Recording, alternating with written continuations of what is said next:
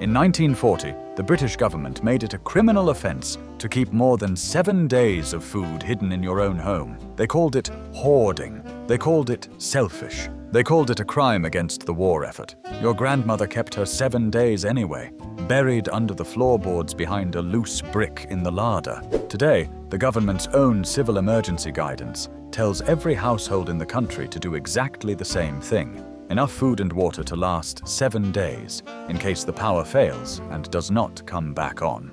Number 7 on this list involves a loaf of bread the government forced every bakery in Britain to bake, while the white bread your family actually wanted became almost impossible to find. Number 13 explains how something that used to fall from the sky for free now arrives on a bill with your name printed on it. Number 8 was a medicine cabinet your great-grandmother trusted completely, and today, half of what was in it is illegal to sell. These 25 tricks were not forgotten because a modern age made them irrelevant. They were forgotten because somebody made money the moment you stopped needing them yourself. Hit subscribe. What follows is not disaster fantasy. It is what your own family did, and did well, for 7 days at a time, for 6 years running. Let us count down. Number 25. Sewing blackout curtains that actually worked. Your grandmother did not buy blackout material. She could not. Cotton was rationed, and the shops that sold proper blackout cloth sold out within days of the order in September 1939. She lined old curtains with black dyed flour sacking, sewn in strips, pressed flat with a flat iron heated on the range. Wardens patrolled the streets at dusk, and a single crack of light through a window could mean a fine of up to £100, a fortune at the time. She knew this. She checked the seams twice before dark. In a modern blackout, a torch through a thin curtain is a beacon to anyone outside who is looking for a house with power, food, or people inside it. Heavy, doubled fabric, old blankets work as well as anything bought today, still does the job it did in 1940. Nobody makes you sew it by hand anymore. Nobody needs to. But the reason still stands. A dark house is a safe house. Number 24. Rosehip syrup, the vitamin C the war ran on. When the Blitz cut off imported fruit, Britain lost its main source of vitamin C almost overnight. The Ministry of Health did not panic. It organized something extraordinary. An army of women and children sent out into hedgerows across the country to strip rose hips from wild dog roses, sold back to the ministry for syrup production.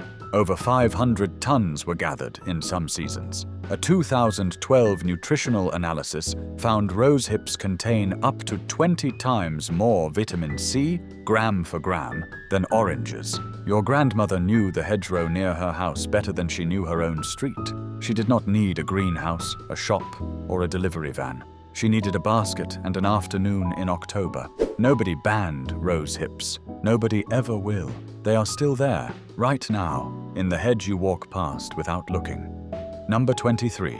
Bottling the garden's fruit before the frost. Late September, and your grandmother's kitchen table disappeared under Kilner jars, sugar, and whatever the garden had given up that year. Plums, damsons, the last of the blackberries. She sterilized the jars in a low oven, packed the fruit tight, poured a hot syrup over the top, and sealed them while they were still warm, trusting the vacuum that formed as they cooled to keep the contents safe for a year or more without refrigeration. No electricity required, no freezer, because there was no freezer, just heat, sugar, glass, and a working knowledge of what would spoil and what would not. A jar of bottled plums in February tasted like September had never ended. Her shelves were never bare in winter, not once.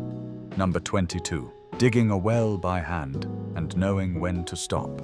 Before Maine's water reached every village, families dug their own wells, often no more than 15 to 20 feet, sunk by hand with a spade and a bucket on a rope, lined with brick or stone to stop the sides collapsing. Your grandfather knew the water table on his own land the way a farmer knows his soil, where it sat high, where it sat low, and which months it was safest to drink from. A council engineer would tell you today that hand-dug wells are a liability, unregulated, unmapped, and uninsured. He would also tell you, if pressed, that in a week without mains water, a well 15 feet down is worth more than any amount of bottled water stacked in a cupboard. The knowledge to find that water table has not vanished. It has simply gone unused. Number 21. How the dairy industry made your grandmother's cheese illegal. Before the 1950s, farmhouse cheese and home-churned butter, made with raw, unpasteurized milk straight from a family's own cow, was simply how much of rural Britain ate dairy. It cost nothing beyond the animal's keep. Then came a wave of legislation, tightening steadily from the 1950s milk and dairies regulations through to today's near-total ban on the sale of raw milk products in England and Wales, justified as a public safety measure. What is rarely mentioned is who benefited. As small-scale dairy production became legally unviable for ordinary families, the number of dairy farms in Britain collapsed from over 196,000 in 1950 to under 8,000 today, while a small number of processing companies absorbed the supply chain and set the price.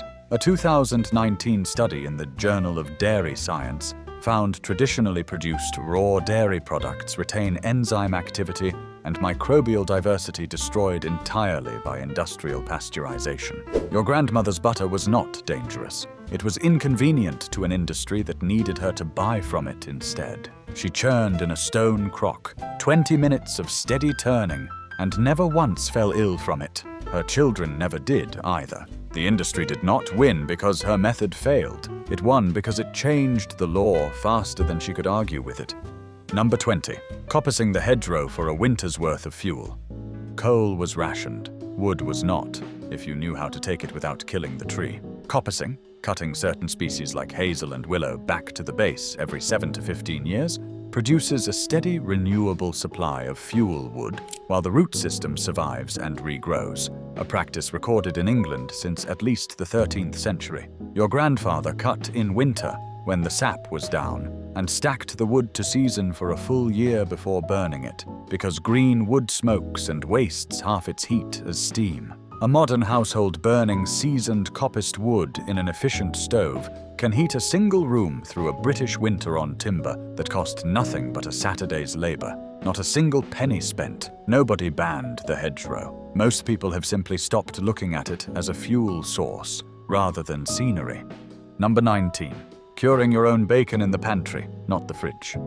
A pig club, a group of families sharing the cost and the meat of a single pig, was common practice through both world wars, and the meat from it was preserved almost entirely by salt, not refrigeration. A dry cure of salt, sugar, and saltpeter rubbed into the pork belly and left for 1 to 2 weeks in a cool larder drew out the moisture that bacteria need to survive, producing bacon that would keep for months without ice. Your grandmother's larder sat on the north side of the house, stone-shelved, unheated, doing the job a fridge does today using nothing but geography and salt. She did not need a study to trust it. She had watched her own mother do it for 30 years without a single case of illness in the family.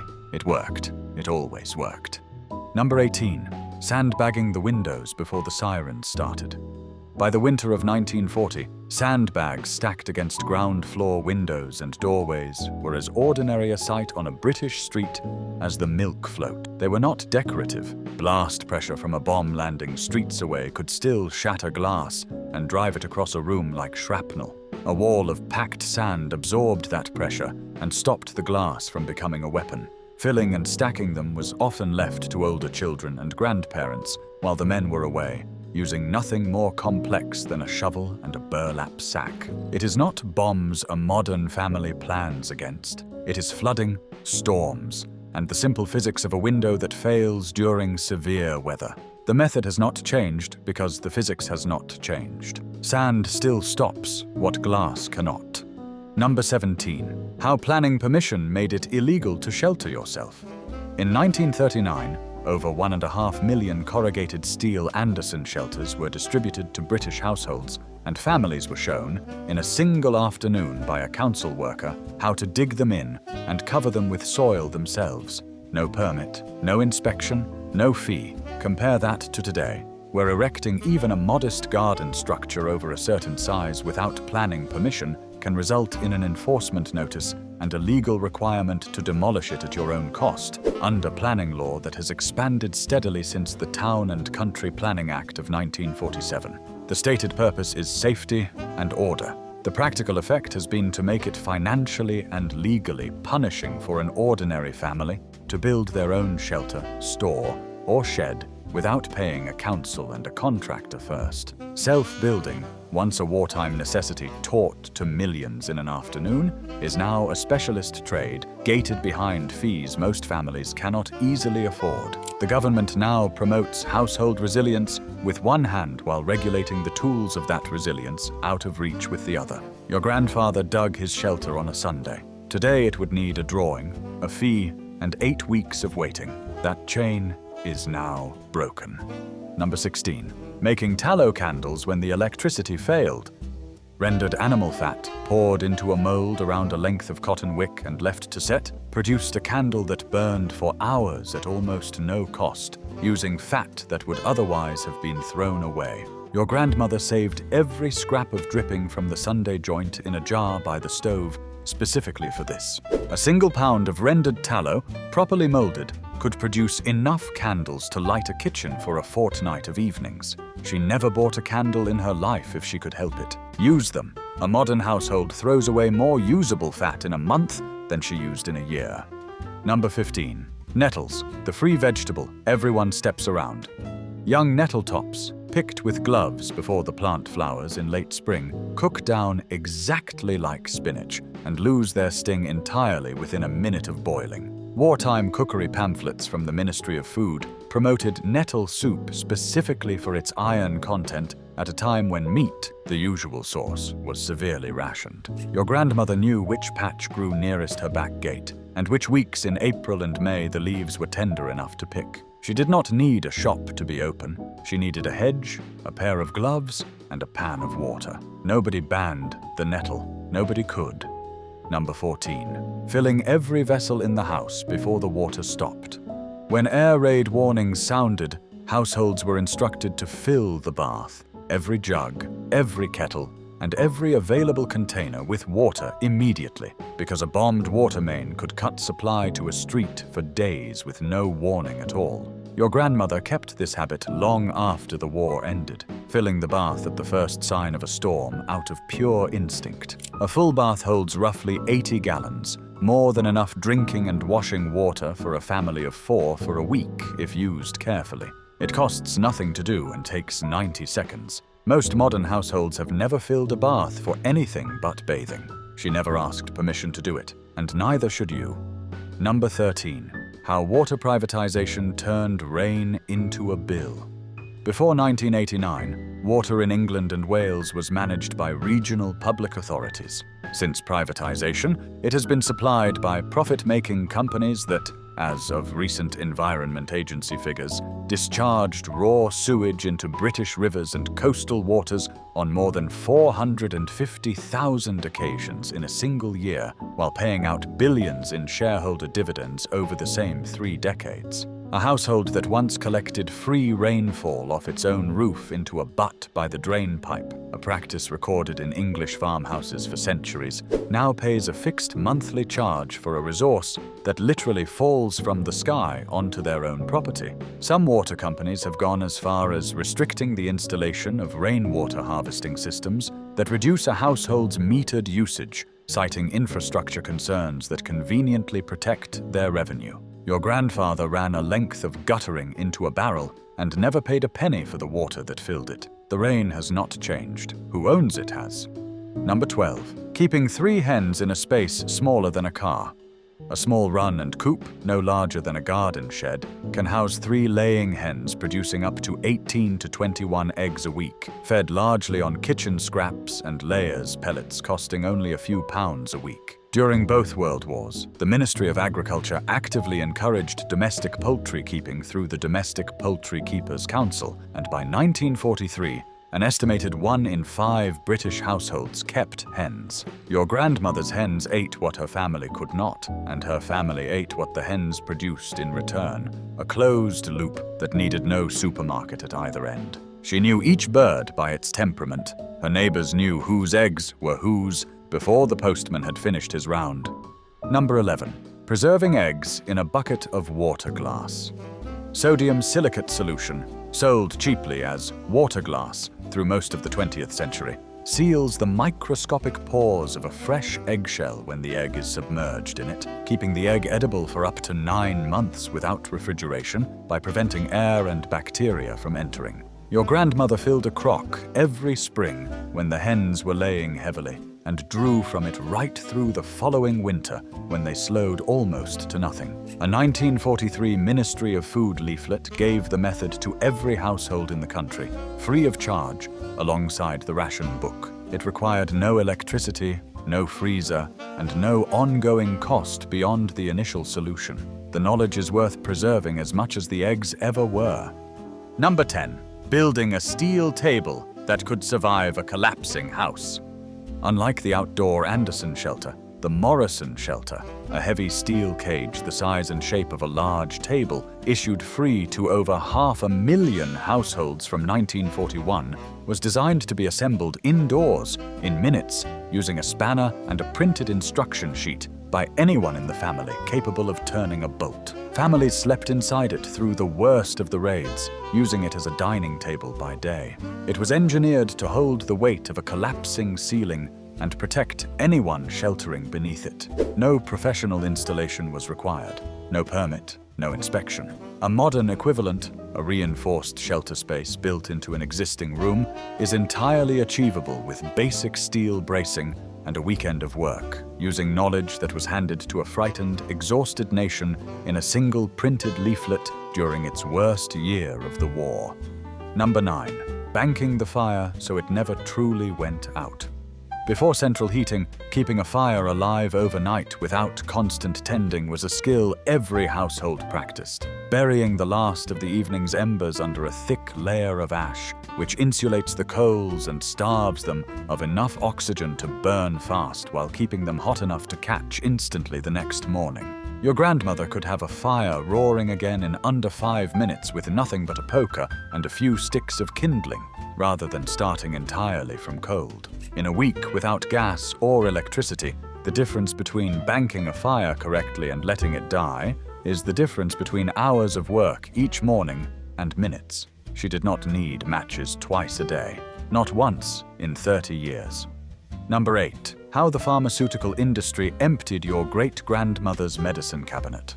Before the Medicines Act of 1968 tightened licensing requirements across Britain, a working knowledge of herbal remedies, comfrey poultices for sprains, garlic for infection, chamomile and valerian for sleep, sat in nearly every household, often written by hand in a notebook passed down through generations of women. The 1968 Act, and the European directives that followed it in the 2000s, imposed licensing costs on herbal remedy manufacture that only large pharmaceutical companies could realistically absorb, effectively removing centuries of traditional, low-cost preparations from legal commercial production, even as the same companies began marketing standardized, patented versions of the same active compounds at a significant markup. Global herbal medicine and pharmaceutical revenue both grew steadily across this period, but the ownership shifted entirely, from a grandmother with a garden to a shareholder with a portfolio. A 2021 review in the Journal of Ethnopharmacology confirmed measurable antimicrobial activity in several traditional preparations regulators effectively pushed out of common use. Your great-grandmother's cabinet was not dangerous. It was simply unpatentable, and unpatentable things do not survive an industry built on patents. Her notebook still exists in some families, in a drawer, unopened for decades. It was never wrong. It was only inconvenient. Number 7. The loaf the government forced on every bakery in Britain. From 1942, wartime regulation banned the milling of white flour and required every bakery in the country to produce only the national loaf, a dense, wholemeal, grey-brown bread fortified with calcium and vitamins that the population initially despised, but which nutritionists later credited with measurably improving the health of a rationed nation. Britain's wartime infant mortality rate, remarkably, fell during a period of severe food scarcity, and the national loaf's higher fiber and nutrient content is frequently cited as a contributing factor. Your grandmother baked her own version at home when flour allowed, using the coarse, wholemeal flour the government mandated, rather than the soft white flour shops later returned to selling almost exclusively once rationing ended. The irony writes itself. The bread the nation grumbled about turned out to be the healthiest bread it has ever eaten, before or since. Number 6. Growing potatoes in anything that would hold soil.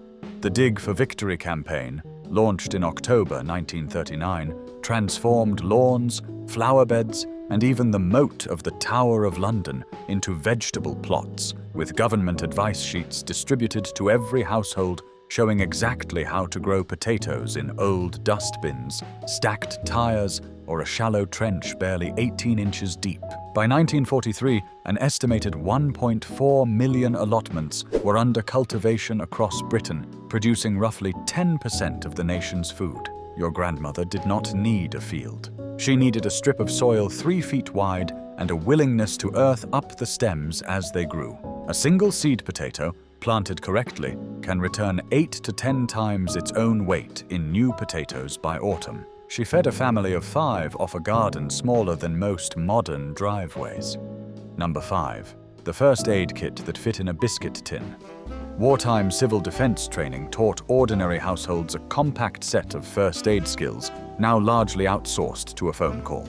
Cleaning a wound with boiled, cooled water, treating a minor burn immediately under cold running water for a full 20 minutes to limit tissue damage, and recognizing when a honey dressing, with its natural antibacterial properties confirmed by modern wound care research, could keep a cut clean until proper treatment was reachable. Your grandmother's tin held bandages boiled and reused, a bottle of iodine, and a steady pair of hands that had done this before. A 2016 Cochrane review found honey dressings performed comparably to some conventional treatments for minor burns and wounds. She never panicked over a cut finger. She had seen worse, and she had always handled it herself first.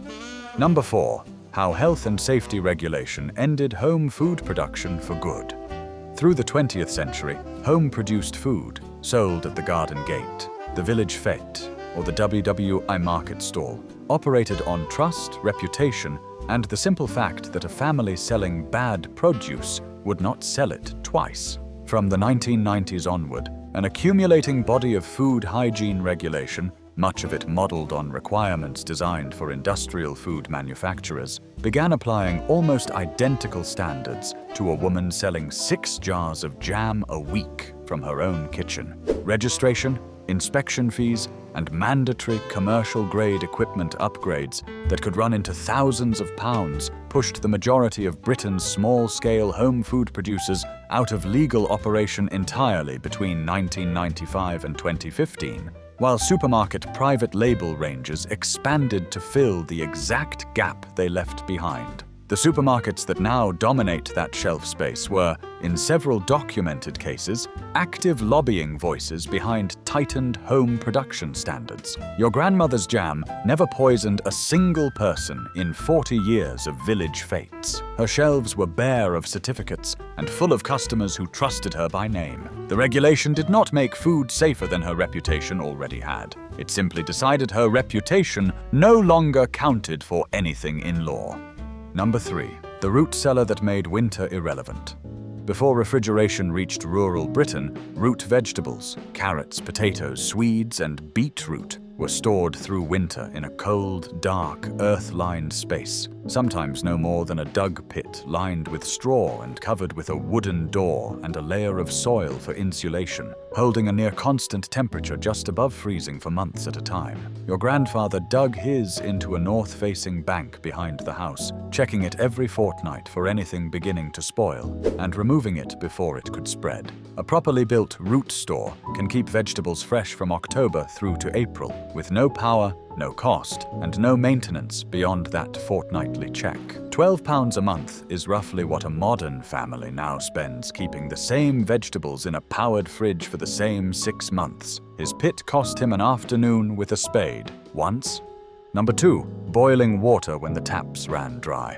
A rolling boil for 1 full minute is sufficient to kill the vast majority of pathogens capable of causing serious illness in untreated water, a fact confirmed repeatedly by public health authorities and unchanged since your grandmother's day, when a kettle over a coal range was the only purification method most households had. She judged it by sight and sound, not a thermometer, and she was right often enough that nobody in her house was ever seriously ill from drinking water she had treated herself. In a genuine 7-day outage, a stockpile of bottled water runs out. The knowledge to make any water source safe does not, provided there is still a way to make fire. She never once needed to be told twice. Number 1. This one is not a trick. It is a way of living your great-grandparents simply called being a person, and it is the thing every item on this list has quietly been pointing toward. Picture the whole of it at once. Rainwater in the butt by the door, hens scratching in the yard,